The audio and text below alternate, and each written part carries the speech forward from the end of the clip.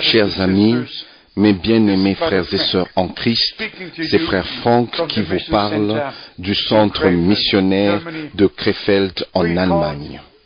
Nous avons appelé notre ministère apostolique et prophétique pour le but de partager avec vous l'Ancien et le Nouveau Testament, les choses que Dieu nous a révélées par ses prophètes et par ses apôtres.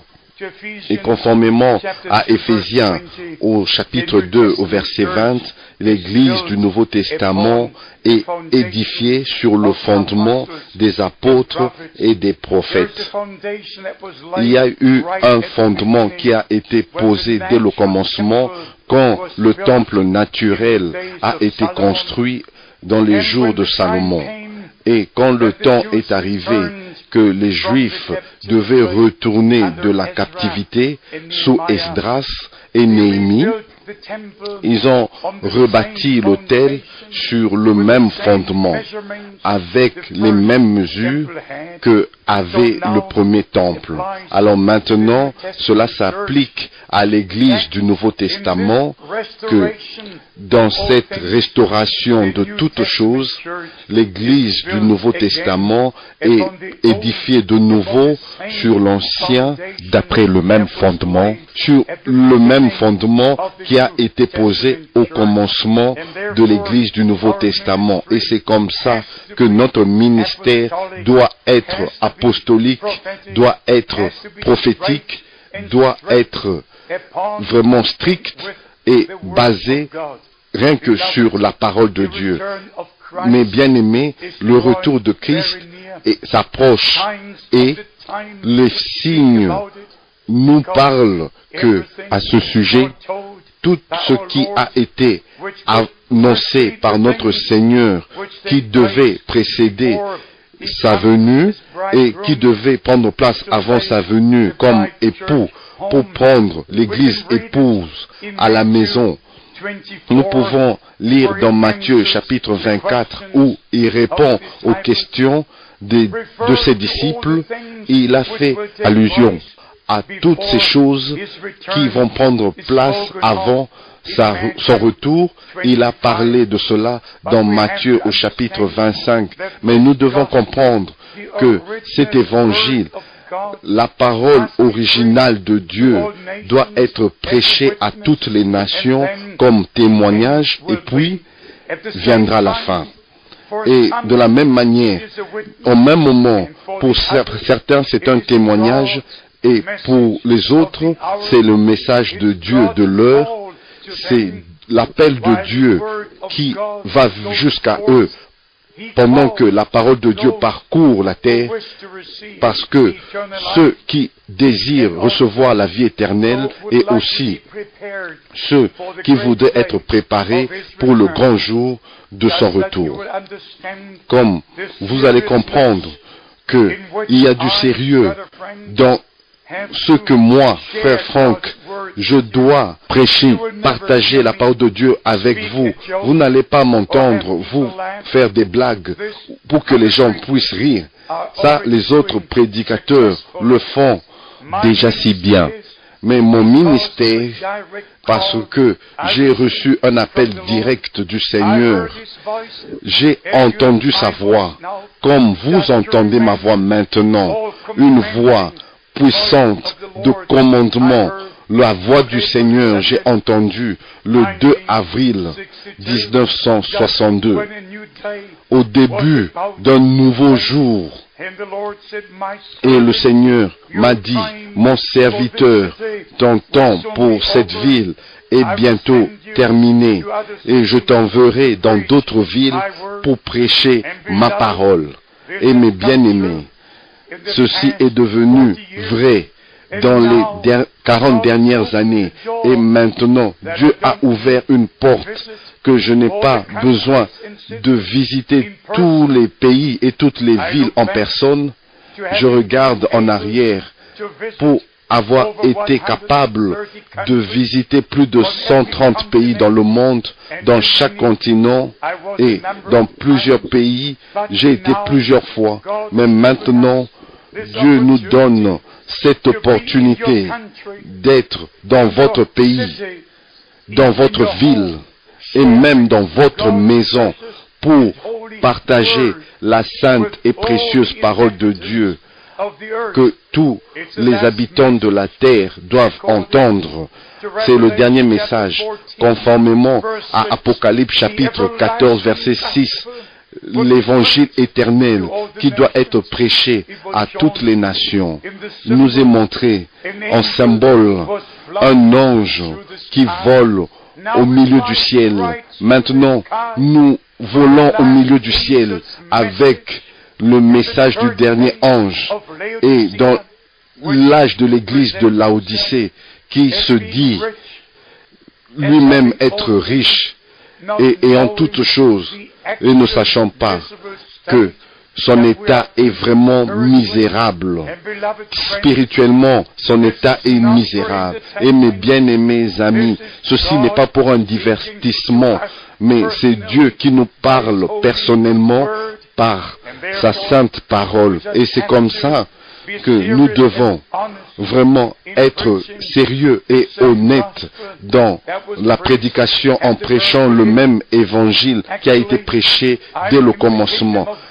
Actuellement, en fait, je suis dans le royaume de Dieu depuis 1949 quand j'ai fait mon expérience du salut et que j'ai été baptisé dans le Saint-Esprit. Je regarde encore en arrière pendant ces nombreuses années que j'ai passées dans le royaume de Dieu. En 1955, un homme de Dieu, William Branham, est venu en Allemagne et en Suisse. Et là, pour la première fois de ma vie, j'ai vu les jours apostoliques avec mes propres yeux. J'ai vu les jours de la Bible de nouveau, pas seulement l'annonce que les jours de la Bible sont de nouveau là. J'ai vu les hommes, les gens qui sont nés aveugles recouvrir leur vue. J'ai vu tous les miracles que vous lisez dans les 4 évangiles et dans le livre des Actes devant mes yeux. Mais mes bien-aimés, à ce ministère, il y avait un but, un objectif qui était connecté à cela. Et puis, je suis arrivé à savoir que Frère Branham, le serviteur de Dieu et prophète, il lui a été déjà dit en 1933, comme Jean-Baptiste a été envoyé pour préparer la première venue de Christ. Il t'a été donné un message qui préparera la seconde venue de Christ. Et en décembre 1965, le Seigneur a pris son prophète, il a repris son prophète comme il a fait avant. Il a pris les prophètes de l'Ancien Testament et tous les prophètes et apôtres du Nouveau Testament pendant tout le Nouveau Testament et aussi son dernier prophète William Branham, le message de Dieu. Le message de Dieu, Dieu nous l'a donné dans l'Ancien, il nous l'a laissé dans l'Ancien et dans le Nouveau Testament qui a été prêché par les apôtres et les prophètes et maintenant qui a été ramené par le ministère de Frère Branham. Il ne nous a pas apporté une nouvelle religion, mais pas de nouveaux enseignements, le même évangile de Jésus-Christ, la même puissance de Dieu. Je l'ai vu restauré et maintenant c'est le temps de la restauration, la restitution complète de toutes choses dans l'Église épouse. Et dans l'Ancien Testament, dans le dernier prophète, dans les 3 derniers versets, il nous est dit, le Seigneur nous parle, Dieu nous parle, je vous enverrai le prophète Élie avant le jour grand et redoutable de l'Éternel arrive. Dans le Nouveau Testament, notre Seigneur a confirmé cette promesse qui a été donné dans l'Ancien Testament, dans Matthieu chapitre 17 au verset 11 et dans d'autres écritures parallèles, dans l'évangile de Marc 9, 12. Il est vrai, Élie doit venir premièrement et rétablir toutes choses. Qu'est-ce que veut dire restaurer? Si un immeuble, un bâtiment s'est effondré, et cela doit être rebâti. Ça, c'est la restauration, comme c'était avant son effondrement. Et de la même manière, l'Église du Nouveau Testament n'est pas demeurée comme c'était au commencement. Mes chers amis, mes bien-aimés amis, tous ceux qui connaissent l'histoire de l'Église et qui sont au courant de tous les changements, toutes les mauvaises interprétations des Saintes Écritures, cela commence avec Matthieu au chapitre 1 et ça continue jusqu'au dernier livre de la Bible. Toutes ces écritures ont été mal placées, mal interprétées et mal comprises. Toutes les doctrines du Nouveau Testament, ça commence avec la prédication, la repentance et le baptême et ainsi de suite. Tout a été pris en dehors de son contexte et mal placé et mal appliqué. Si nous voulons savoir quel est le nom du Père, du Fils et du Saint-Esprit dans lequel nous devons être baptisés, nous devons aller dans la parole de Dieu elle-même. Mes chers, mes bien-aimés amis, vous n'avez pas besoin de ma réponse, je n'ai pas besoin de votre réponse, mais ensemble, nous avons besoin de la réponse de Dieu, de la parole de Dieu. Nous devons prendre une écriture à une autre et encore à une autre pour avoir une image complète du sujet. Par exemple, si nous parlons au sujet du nom de Dieu, du Seigneur, dans le nom de l'Alliance du Nouveau Testament, nous devons aller dans Jean chapitre 17 au verset 6. J'ai fait connaître ton nom. Et puis encore, nous devons aller dans Jean chapitre 17 au verset 12. Lorsque j'étais avec eux dans le monde, je les gardais en ton nom. Dans Jean chapitre 17 au verset 11, Père Saint, garde-les en ton nom. Nous devons aller dans Jean chapitre 17 au verset 26. Je leur ai fait connaître ton nom. Et puis, nous devons aller dans Psaume chapitre 22 au verset 23. Je publierai ton nom parmi mes frères, au milieu de mes frères. Mes bien-aimés, le temps est arrivé d'être séparés de toutes les mauvaises interprétations et retourner à la parole de Dieu dans sa forme originale. Dans Ésaïe, au chapitre 52, au verset 6, c'est pourquoi mon peuple connaîtra mon nom, c'est pourquoi il saura en ce jour que c'est moi qui parle. Me voici. Et puis, vous allez dans Matthieu, au chapitre 1, au verset 21, il parle au sujet de son nom.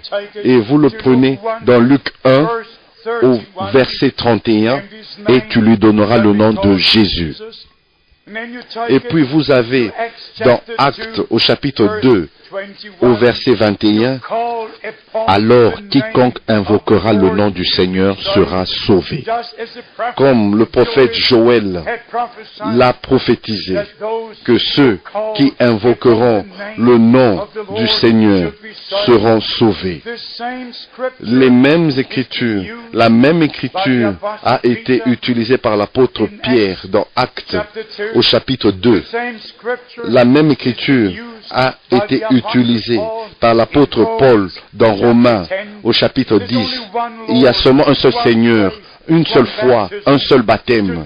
Aujourd'hui, nous avons plusieurs enseignements, plusieurs baptêmes. Il y en a qu'on appelle l'aspersion, le baptême par aspersion. Mais en réalité, le mot grec baptême veut dire être mis en dessous, plongé en dessous. Et Jean-Baptiste et tous ceux qui ont baptisé dans les temps bibliques ont baptisé par immersion pour montrer que la personne qui est morte en elle-même, en Christ et avec Christ, est ressuscité pour une nouvelle vie. Nous avons été ensevelis avec Christ dans le baptême, conformément dans Romains chapitre 6, et puis nous avons été faits sortir de l'eau, cela signifie maintenant ils sont prêts par la grâce de Dieu de marcher dans une nouvelle vie. Comment est-ce qu'un bébé qui ne connaît rien au sujet de Dieu ou du salut ou de la repentance ou de la vie éternelle peut naître de nouveau par un acte religieux? Cela n'est pas possible.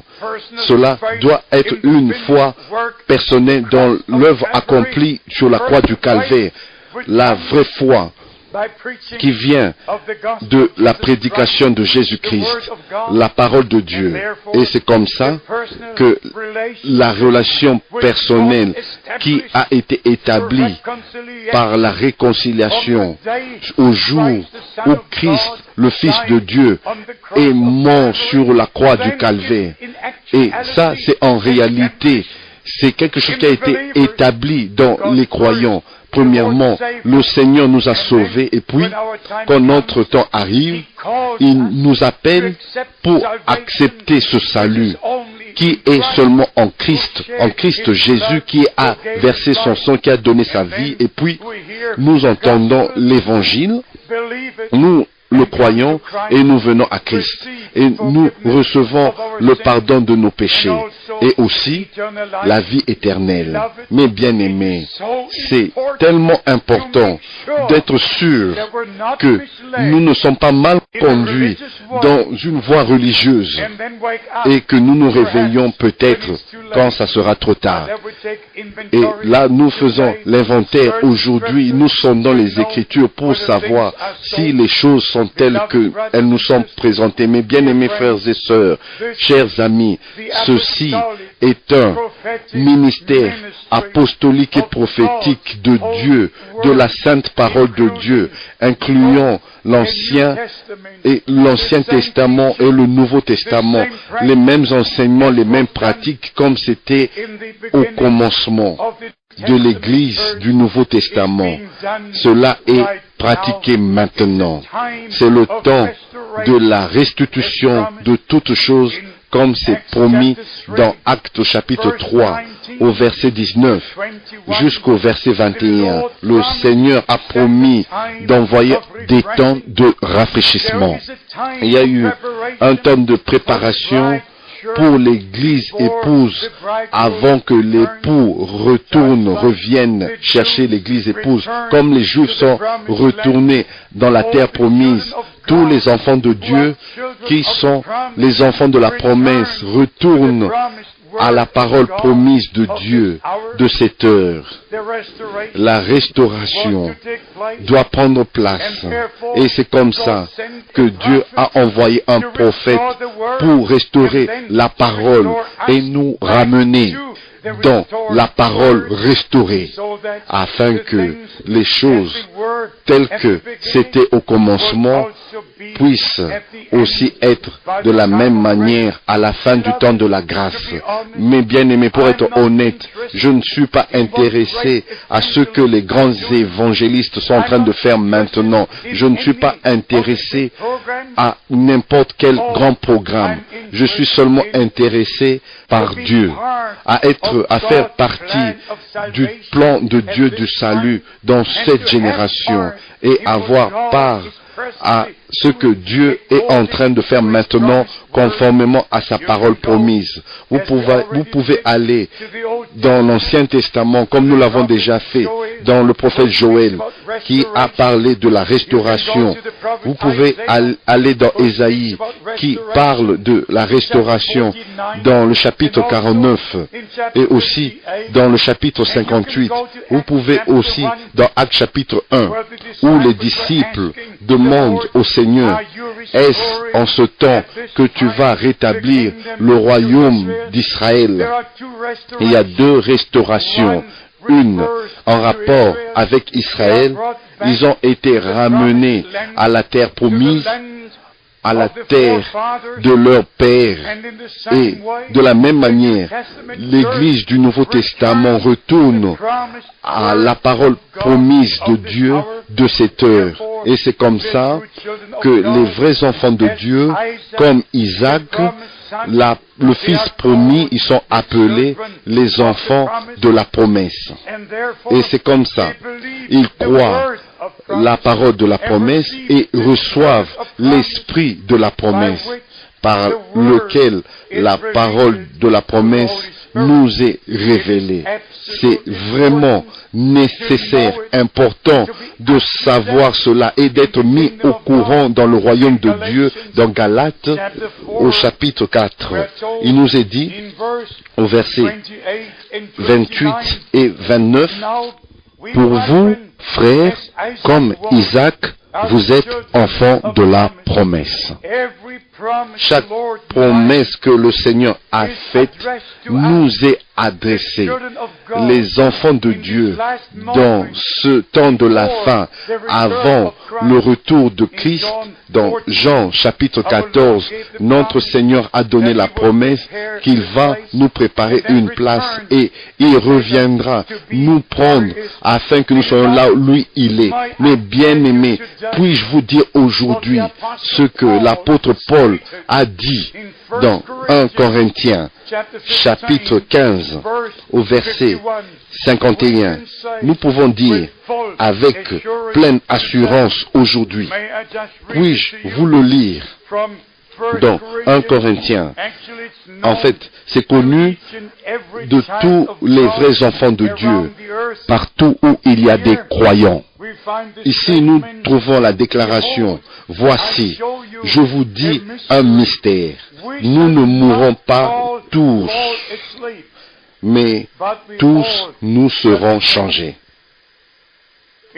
Dans la dernière réunion internationale, j'ai fait la déclaration devant la grande audience que moi, frère Franck, je crois de tout mon cœur et j'ai le droit de le dire comme c'est écrit, et l'apôtre Paul a écrit que je crois qu'il y en a quelques-uns qui sont ici dans cette salle qui ne verront pas la mort, mais ils verront le retour de Christ. Je ne parlais pas au sujet à ceux qui avaient 80 ou 90 ans, mais je parlais à la jeune génération, que je suis vraiment convaincu que nous verrons le retour de Christ.